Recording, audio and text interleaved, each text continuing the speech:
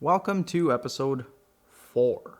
Now, this episode, as I mentioned near the end of the last one, is going to give everybody a little bit of context about my history, my background, and a bit of a story that I've never minded sharing with anybody that asks, but anybody that does know me knows that I hate talking about myself because I didn't think that anything that I was going through was particularly unique or challenging. I just thought I was just another happy-go-lucky dude. But it turns out there's a title for how I've been behaving my entire life, and I had no idea up until very, very recently. I was born in a city called Vinkovci. It's in Croatia, and my mom and my mom's side of the family were Croatian Catholics, and my dad and my dad's side of the family were Serbian Orthodox. Now, typically, that's not a big deal. However, for anybody that knows kind of what went on in the late 80s, early 90s, mid 90s, late 90s in what used to be Yugoslavia, there was a lot of conflict between those two sides. I grew up in a city which is about 30-ish thousand people, I believe. And it was a very nice little quaint city. I'll post a little picture here. It's inland in Croatia, and they were hit particularly hard, not as bad as Vukovar. So having grown up during a war, my childhood was very tumultuous, and at any point things were changing. A lot of the stuff I don't actually remember. I was 3, 4, 5 years old, so I mean a lot of memories are reconstructed, and I know not to trust my own memory. But between the pictures and the stories that my sister and my dad and my mom and everybody has kind of gone through, it was a very difficult time. So then in about 1992, my family moved from Vinkovci to what's now Serbia. So it was a few hours over the border to be near my dad's family. And there we were refugees for approximately 6-7 years, where we were living on a tiny little farm. Correction, it wasn't really a farm. It was a little house that had no heat. There was a stove. There was, by Western standards, it was like a shack. And I remember the first time that we got a light bulb that was brought into, like, we had electricity from our neighbor, and we had one light bulb in the living area that I could do my homework and do everything with the light bulb instead of using candlelight, which was awesome. I grew up with a lot of animals and a lot of kind of farming type community because that was the way you survived. In my family's case anyways, you grow your own food, you go to the market, you sell the food. My parents worked very, very hard and kept, food for my sister and I. So I was never really like starving or in immediate danger after we moved to Serbia. In 1998, I believe it was, we moved to Kitchener, to Canada, after 6 years of trying to apply as immigrants to move here, and it was a very long, hard process. And that was, again, I remember all of these things, going to English classes for a few weeks before we moved here, just to get a little bit of cultural training, because life here is very different than life in Serbia was. And the first time that we were in Canada, we stayed in a little reception house, as it's called, near Victoria Park in Kitchener. I remember being super excited that we got to go to a supermarket and that I could actually get peanut butter, because I've always seen it, and you hear about it, and it's like this thing in the movies that's like magical. That was like the dream. It sounds so silly now, and I mean, I still eat it by the spoonful. Brittany always gives me a hard time, goes, well, it's a condiment. You wouldn't eat mustard that way. But it's just, peanut butter to me is awesome. I love it. For people that are allergic, I'm so sorry. You're missing out. Essentially, taught myself English between grades 6 and 7, roughly. That summer that I didn't speak English at all. I was in ESL classes, and then I was trying to learn French at the same time. And I could hear the difference between the two languages, but none of it made sense.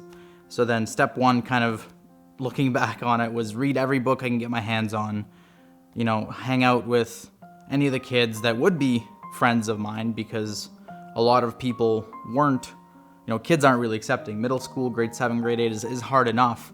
That I was there as the new foreign kid that didn't really have friends and that learned 2 languages simultaneously fairly well. I mean, I took French all through grade 12, and I got to represent Cameron Heights.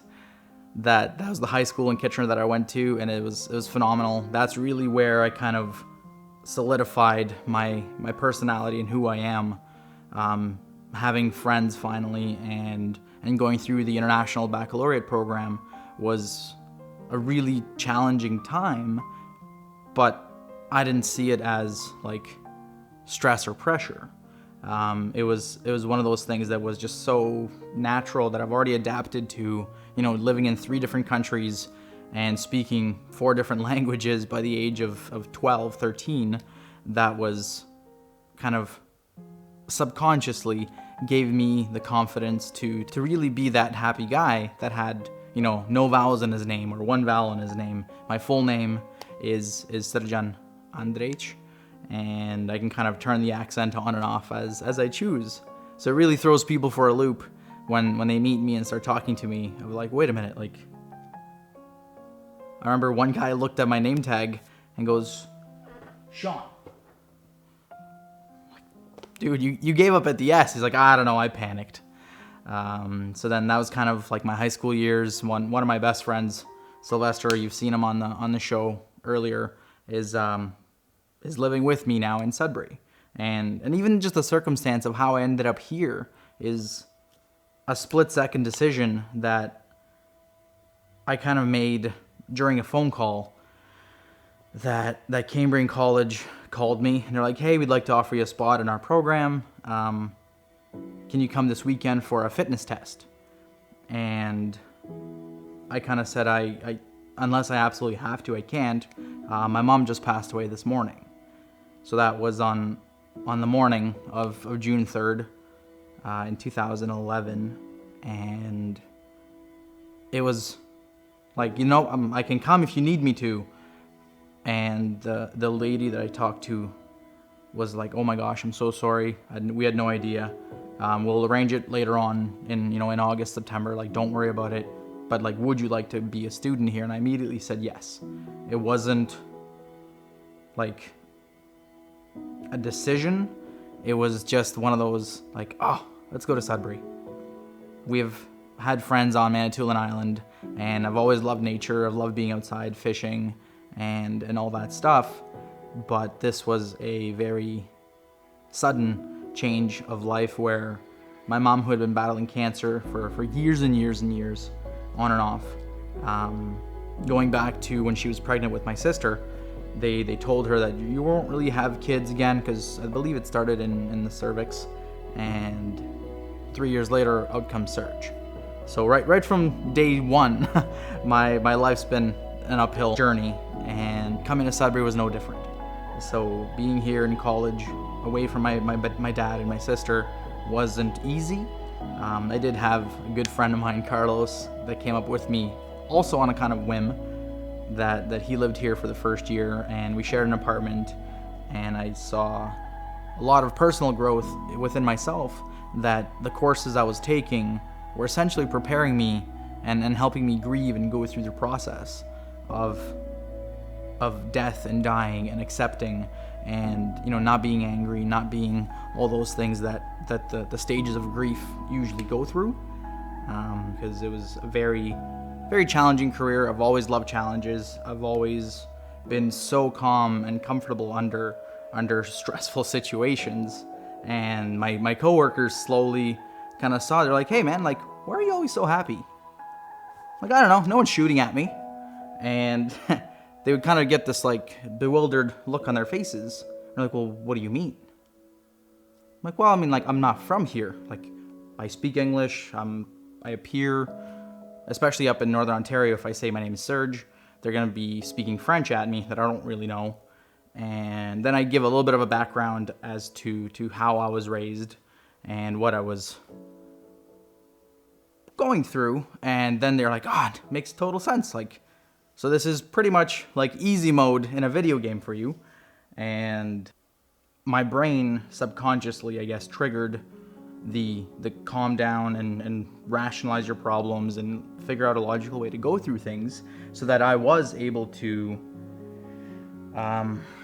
just adapt very quickly. So that's one of the big things that has helped kind of people that know me see that I'm not worried about this. It's a terrible virus, a terrible pandemic. Yes, that is all going on. However, the having ownership and accountability over your level of actions has really helped me kind of explain to people of like, this is why I'm not stressed.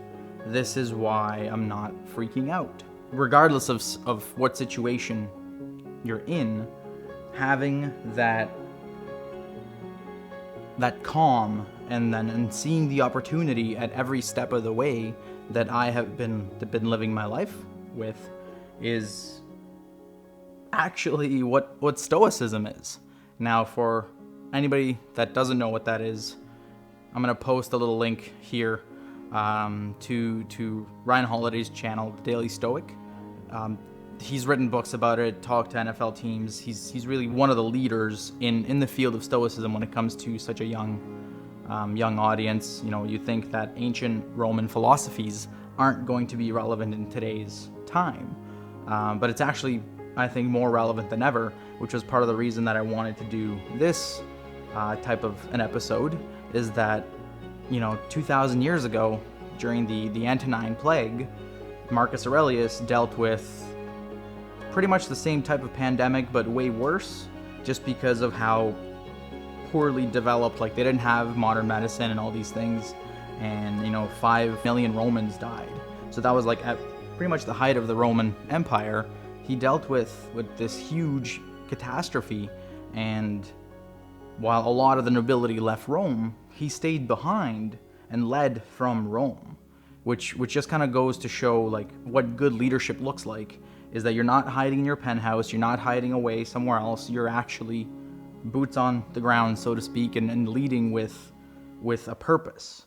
And he's one of the greatest Stoics. He wrote a book about his meditations and what Stoicism is and how to lead your life with these teachings. And essentially it's the obstacles of the way. You have to love everything that happens. If your car breaks down and you're sitting at a parking lot waiting for a tow truck, instead of being angry and being upset by your car, take the time to read something, to catch up with a friend. You have to see the opportunity of how this is beneficial to you. And one of the biggest takeaways about Stoicism that really kind of resonates with me is that life is going to end. Like you're going to die, and that is it. Like nobody right now can escape that. And it gives you a new level of gratitude and appreciation, but really knowing from a very young age that my life could have been over half a dozen times already, that it gives you a new perspective on what's important in life. Your connections with people, your relationships, your connection with nature, and it's just brings you a sense of calm that I can now finally start to explain, instead of kind of going, I don't know, like I'm nice to people and calm just because I am. I think that it's been a very interesting journey into accidentally becoming a Stoic, that I can actually show people that, hey, if you're angry, that's normal. If you're upset at something, again, that's normal. But your actions are your own, and that's the only thing you can control. Everything else that is not within your center of control, just let it go. Accept it for what it is. If you were wronged, if someone's upset at you, if you got cheated on, literally, like whatever the problem is, this kind of train of thought will help. I feel bad for people that their mind is immediately going to the negatives and going through stressful and panic situations, and it's going to be a lot of work to try to retrain your mind into that level of acceptance. But I think now more than ever, people need to self-reflect and kind of take the time to see what has been going on, and kind of how are you reacting to it? Are you mad because some driver cut you off, or are you mad because you're running late for a meeting, and this just kind of further adds fuel to the fire of your anger? Whatever kind of fuel you put on the fire, that's what feeds the fire, is what Marcus Aurelius said. It could be that, thousands of years ago, Vinkovci and Croatia was actually a part of the Roman Empire.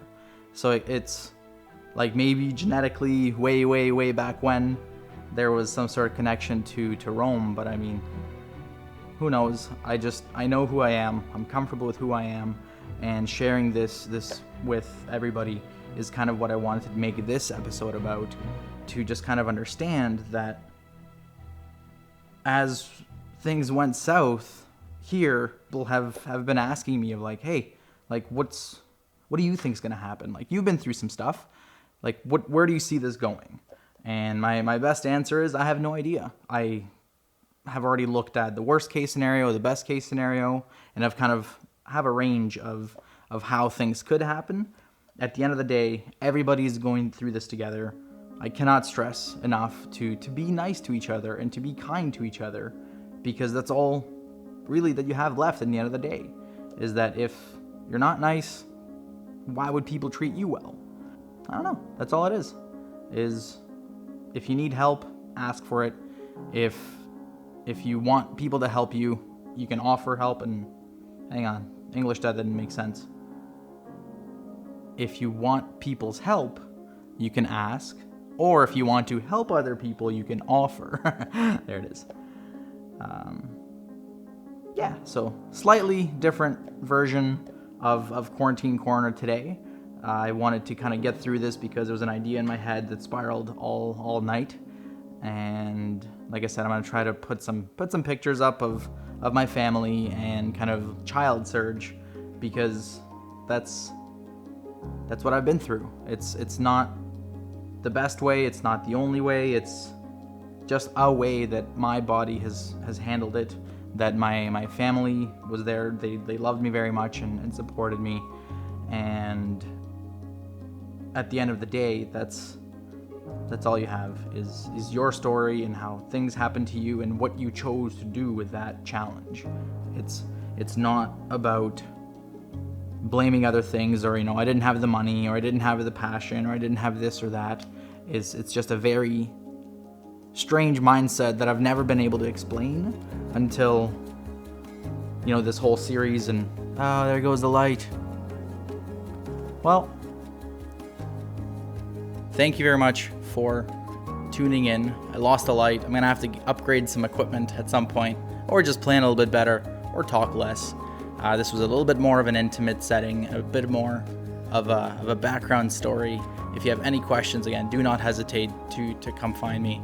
I'm an open book. Anybody that wants to know anything about me, just come see me. Message below.